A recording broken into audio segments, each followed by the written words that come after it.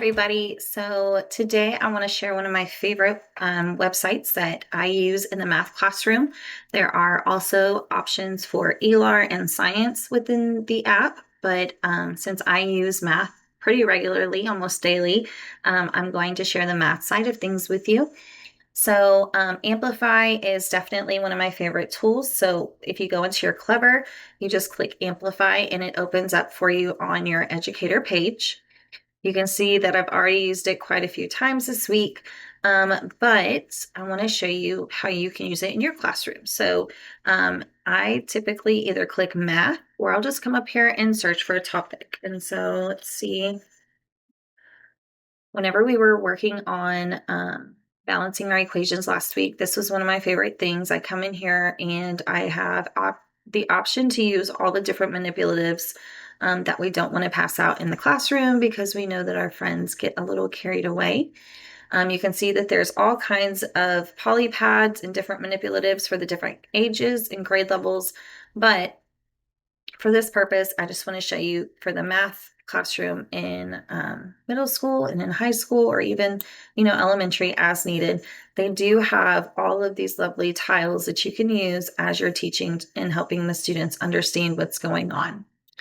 Okay, so let's talk about a lesson. So in my classroom, we are currently talking about functions. And so I needed an activity where my students could practice understanding what functions were. So I just came, I searched for functions. You have the option to search for your grade level if you would like, or you can just type it in. One of my personal favorite games is this little turtle game. And so if I click here on linear functions, and then I just click the turtle time, I can access that. So again, Amplify's done a great job of making this very easy for teachers to find stuff that is aligned to our current TEKS. And so you can see this is laid out for us. If I scroll down, it gives me the vocabulary. It gives me some extra practice that we have access to. And then my favorite part is that I can pretend to be the student before I ever assign it. So when I do that, I can come here, I can play, I can make sure that it's something that I want to do. In all the classrooms, we're really pushing writing. And so we can, set our students up and say, hey, on those things, you need to start with a capital letter, you need to end with a punctuation mark, and make sure that they're practicing their proper writing skills. And then depending on what type of lesson they're working through, it is very interactive. And so again, they watch it, they type on it. If they have access to Desmos because their age group approves of it, the calculator's already built in for them to use. And so it is very, very user friendly for the students. And if, they can partner up and talk about it with a partner and then try to come up with this stuff on their own while you are pulling your small group or while you are monitoring, different behaviors or things like that. So this allows the students to get hands-on practice without you having to be right beside them. So to assign an activity that you like, it's super simple. You search for it, you click assign. I have found that the easiest way is just to create a single code.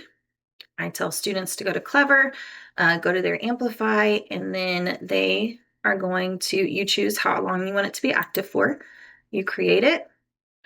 You see it pops up right here. I click teach. And then I put this on my board. And so again, they don't need this because they can go through Clever, but you could put this into your Google Classroom if that works easiest for you. But for me, I just give them the code and they go to their Amplify tab in Clever. Once they're in, you see that the teacher has a back access to everything. And so as the teacher, I can see the individual screens. I can see a preview of what my students are doing if there are students logged in. And this kind of gives you an idea of what they should be putting as their answers. There's different supports down here, so it tells you what supports they have.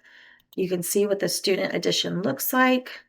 If you want to look at what the textbook would look like, so they do have a way for you to print this if you want to print it out for some people.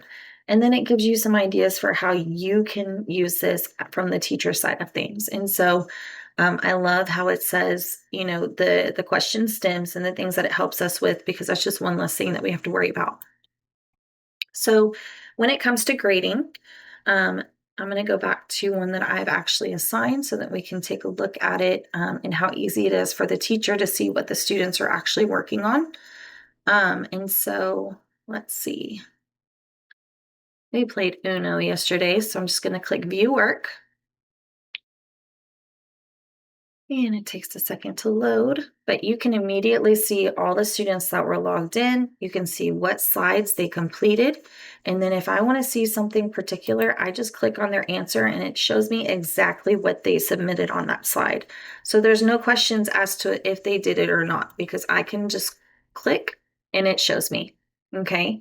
A lot of these have that quick reinforcement back, and self-checking depending on who set it up. But it is all self-explanatory for the students. You can bring everybody back to you if you want. So if you guys are doing this as a group, you want to do this teacher-led, you can sync it back to you, and then you can change their slide as you are ready to do it. You can be anonymous. And so you can restrict it, as you can see, or you can just pause everything. Your class needs to regroup, pause it, bring them back together, and then you unpause it and let them go. On the student side of things, let me get out of this. What did I restrict it to? On the student side of things, again, I can come in here and I can see what the students are seeing. My summary again tells me what everybody did. As the teacher, I can see all of their answers. And then a quick snapshot. If I wanted to add a video in here, I could. You also have the option to shuffle what the summary says. So I can shuffle it by who finished first. I can shuffle it by name. I can do all kinds of things. But I truly, truly appreciate this particular idea in an app, because I can see immediately what my kids are doing and what they're not doing. So I don't have to be right there next to them answering all the questions. Currently, all of this is free to us. And so I highly recommend that you just get in here and dive in, and see what will make your life a little bit easier while making math and ER and science hands-on in the classroom.